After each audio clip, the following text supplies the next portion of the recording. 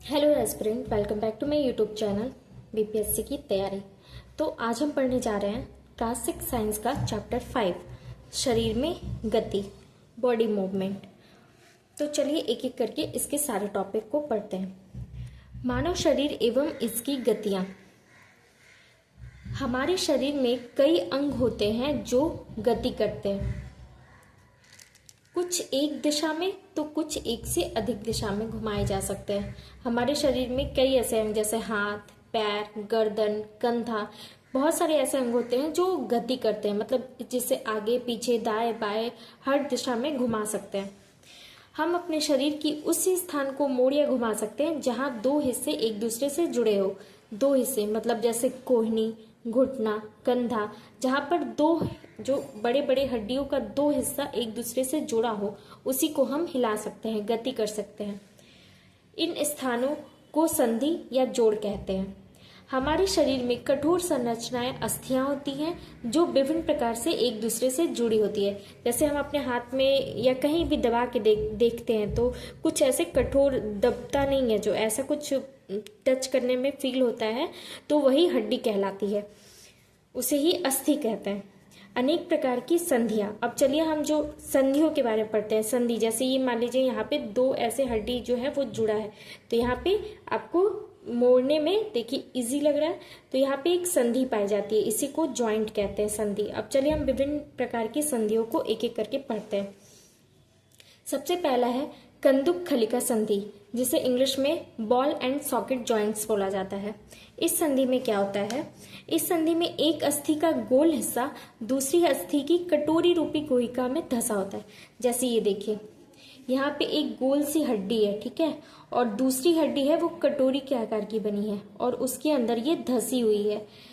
ये देखिए, ये बॉल की तरह लग रहा है और ये बॉल की तरह लग रहा है, ये सॉकेट की तरह रह रहा है, इसीलिए इसको बॉल एंड सॉकेट जॉइंट्स भी बोला जाता है। यह संधि में एक अस्थि का गोल हिस्सा रहता है, यह अस्थि का गोल हिस्सा है और दूसरी अस्थि की कटोरी, ये कटोरी नुमा आकृति में धंसा हुआ है। ये सभी दिशाओं में गति कर सकती है। ये बॉल है तो ये बॉल राउंड राउंड चारों तरफ घूम सकता है, तो ये सभी दिशा में घूम सकता है। उदाहरण, कंधे और कूल्हे की संधि। कंधे की जो कंधे के पास से आप हाथ को ऐसे चारों ओर देखिएगा घुमा के, वो चारों ओर ऐसे हाथ घूमेगा, तो उसी को हम कंदुक खलिका संधि बोलते हैं। और ये देखिए, ये जांग की अस्थि है, ये कंदुक खलिका यहाँ पे भी जांग में भी पाया जाता है।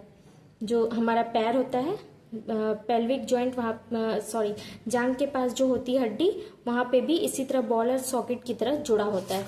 तो ये हो गया हमारा बॉल एंड सॉकेट जॉइंट्स, कंदुक खलिका संधि, जो कहाँ पाया जाता है? कंधे और कूल्हे में। नेक्स्ट हम पढ़ेंगे धुराग्र संधि। गर्दन तथा सिर को जोड़ने वाली संधि धुराग्र संधि कहलाती है। इसके द्वारा सिर को आगे पीछे या दाएं बाएं घुमा सकते हैं। ये देखिए, ये सिर है, प्लीज इग्नोर माय ड्राइंग। ये सिर है, ठीक है, और ये सिर में जो यहाँ पे ये एक जॉइंट पाया जाता है, ठीक है, इसी को धुराग्र संधि कहते हैं। इसमें एक बेलनाकार अस्थि एक छल्ले में घूमती है, मतलब ये ज्यादा नहीं घूमती, जैसे आगे पीछे ऊपर नीचे घूम सकती है, मतलब पीछे पूरी तरीके से आप गर्दन को देखिए लेफ्ट और राइट मुड़ा सकते हैं, लेकिन एकदम से पीछे आप सर को नहीं मोड़ सकते। तो ये सिर्फ आगे पीछे और दाएं बाएं घूमती है, एकदम से ऐसे पीछे करके आप नहीं घुमा सकते हैं। तो ये बेलनाकार अस्थि में एक छल्ले की तरह घूमती है। नेक्स्ट है हिंज संधि, हिंज जॉइंट्स, इसे कब्जा भी कहा जाता है। हिंज संधि केवल एक ही तल में गति करता है। हिंज जोड़ एक सुरक्षात्मक आवरण से ढका होता है जिसे श्लेष द्रव कहते हैं। यह गाढ़ा जेल की तरह होता है। ये कहाँ पाया जाता है? कोहनी, हाथ, पैर, घुटना। कोहनी में पाया जाता है ये, जैसे ये मान लीजिए कि ये कोहनी है, ठीक है, ये ऐसे ह्यूमरस हाथ की हड्डी है और इधर ये कोहनी है और कोहनी से ये इधर आगे का पार्ट है, इसे रेडियस और अल्ना कहते हैं। ये यहाँ पे जो है ये हिंज जॉइंट है। तो इसमें क्या होता है? सिर्फ आगे और पीछे मुड़ा जा सकता है, इसमें दाएं बाएं नहीं मुड़ा जा सकता है, तो इसे ही हिंज संधि कहते हैं, हिंज जॉइंट। अब नेक्स्ट हम चलते हैं अचल संधि। अचल संधि मतलब फिक्स्ड जॉइंट। यह संधियां हिल नहीं सकती हैं। जैसे हमारे सिर की अस्थियों के बीच की कुछ संधियां हैं, ये हिल नहीं सकती हैं, इन्हें अचल संधि कहते हैं। ये जो हमारा स्कल है, स्कल पे ये जो पूरा ये खोपड़ी है ना स्कल, ये इसी में फिक्स्ड जॉइंट होता है। इसमें कुछ छोटी छोटी छोटी हड्डियां होती हैं जो कि फिक्स्ड जॉइंट के थ्रू जुड़ी होती है, उन्हें हिलाया नहीं जा सकता, वो बिल्कुल एक तरीके से पूरी फिक्स होती हैं, तो उसे ही अचल संधि कहते हैं। ये कहाँ पाई जाती हैं? ये कपाल में पाई जाती हैं और ऊपरी जबड़े में। ऊपरी जबड़े को आप ट्राई करके देखिएगा, वो नहीं हिल सकता, जबकि निचला जबड़ा आगे पीछे करके देखिएगा वो जरूर हिलता है, लेकिन ऊपरी जबड़ा भी फिक्स संधि में आता है। नेक्स्ट है मानव कंकाल। हमारे शरीर की सभी अस्थियां शरीर को सुंदर आकृति प्रदान करने के लिए एक ढांचे का निर्माण करती है। इसी ढांचे को कंकाल कहते हैं, इसे इंग्लिश में स्केलेटन कहते हैं। मानव कंकाल जन्म के समय लगभग 305 हड्डियां होती है। हमारे जन्म के टाइम पे हमारे शरीर में 305 हड्डियां होती हैं जो कि न्यू बॉर्न में पाई जाती हैं। लेकिन जैसे जैसे वो हम बड़े होते हैं तो वो क्या होती है, कुछ हड्डियां होती है वो आपस में जुड़ जाती है, लास्ट में ये सिर्फ 206 रह जाती हैं। तो एक वयस्क मानव में 206 हड्डियां पाई जाती हैं और एक न्यू बॉर्न में मतलब जन्मजात बच्चे में 305 हड्डियां पाई जाती हैं। पसली पिंजर, रिब केज। रिब केज क्या होता है? पसलियां वक्ष की अस्थि और मेरुदंड से जुड़कर एक बक्से की संरचना बनाती हैं। इस शंख रूपी बक्से को पसली कहते हैं। ये देखिए हमारे जो बीच में जो होता है छाती की हड्डी, उसे पसली पिंजर कहा जाता है, रिब केज। यहाँ पे जो कुछ इस तरीके से आपको दिखेगा, हमारा जो रीढ़ की हड्डी नहीं, हमारी ये पसली की जो हड्डियां होती हैं, ये एक ऐसी संरचना बनाती हैं ऐसे गोल गोल करके, जिसे ही पसली पिंजर कहा जाता है। यहाँ 12-12 पसलियां होती हैं, इस साइड 12 होंगी और इस साइड 12। वक्ष के दोनों तरफ 12 पसलियां होती हैं।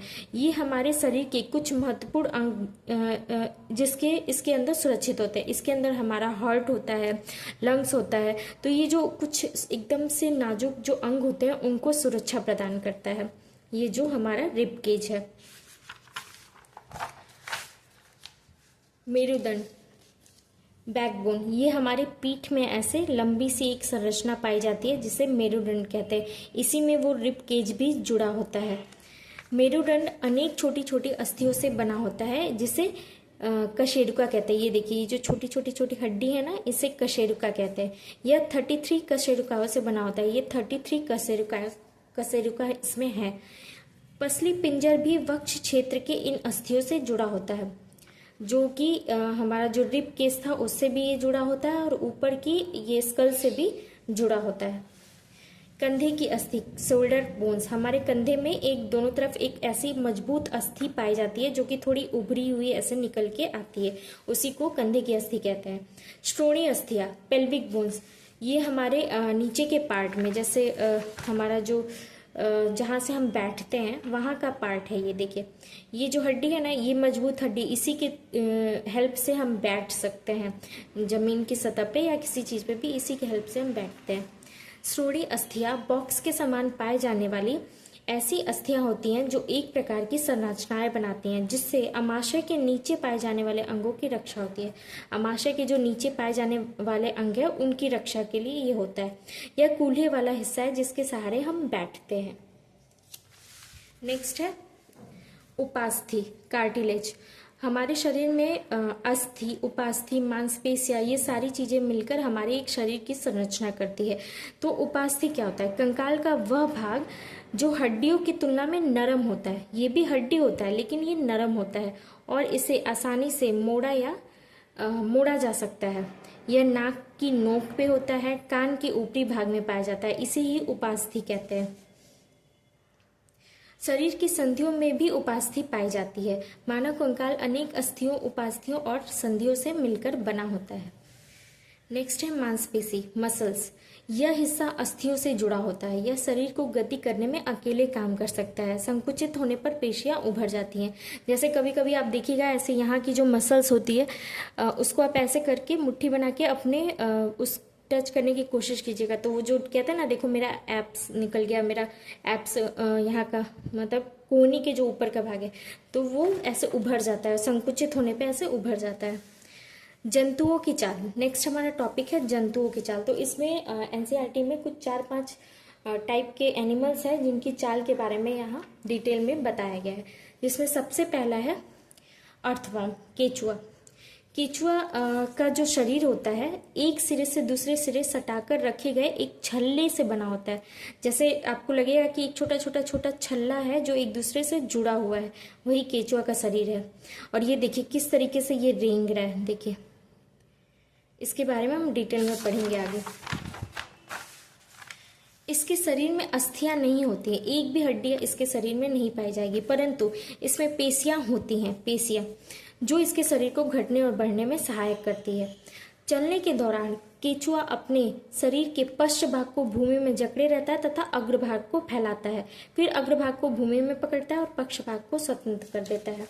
इस तरीके से, जैसे ये देखिए यहाँ पे क्या हुआ है कि जो पक्ष भाग को यहाँ जमीन में जकड़ लिया और आगे के भाग को ऐसे फैला रहा है, फिर आगे वाले को जकड़ लिया और पीछे को स्वतंत्र कर देता है। स्वतंत्र करने पे ये क्या होता है, इसको खींच लेता है संकुचित करके, फिर इस तरीके से फिर पक्ष को सटा के आगे को ऐसे बढ़ाएगा और फिर आगे को जकड़ के पीछे को ऐसे स्वतंत्र कर देगा तो वो आगे बढ़ जाएगा। इस तरीके से ये चलते हैं। यह प्रक्रिया बार बार दोहराकर मिट्टी पर आगे बढ़ता है। इसके शरीर में चिकने पदार्थ होते हैं जो इसे आगे बढ़ने में सहायता करते हैं। चिकने कुछ पदार्थ पाए जाते हैं जिसकी हेल्प से ये आगे बढ़ता है। इसके शरीर में छोटे छोटे अनेक शूक, शूक मतलब बाल की आकृति जैसे शूक, छोटे छोटे शूक पाए जाते हैं। ये शूक मिट्टी में पकड़ बनाते हैं। ये अपने रास्ते में आने वाले मिट्टी को खाता है और अनपचे पदार्थ को बाहर निकाल देता है। यह कार्य मिट्टी को उपजाऊ बनाता है जिससे पौधे को फायदा होता है। जैसे कई बार कहा जाता है कि अगर खेत में केचुआ पाया जा रहा है, केचुआ को डाला भी जाता है कितनी बार खेतों में, वो क्या करते हैं, मिट्टी को उपजाऊ बनाने में हेल्प करते हैं।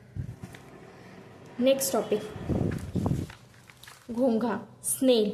घोंघा की पीठ पर, ये देखिए ये घोंघा है, इसके पीठ पे एक एकदम हार्ड जो होता है वो कवच पाया जाता है। घोंघा की पीठ पर गोल संरचना देखी जा सकती है, इसे कवच कहते हैं। यह घोंघे का बाह्य कंकाल है। यह अस्थि का बना नहीं होता है, बस बचाव के लिए होता है। यह अस्थि का नहीं होता है, बस बचाव के लिए एक एकल कवच की तरह काम करता है। ये भी क्या करता है, इसी तरीके से रिंग रिंग के चलता है। और ये जब इसको खतरा महसूस होता है तो ये क्या होता है, पूरा अपना जो ये आगे का सर है और ये पीछे का जो पैर है, पूंछ का जो भाग है, इसको पूरा अंदर लेके चला जाता है।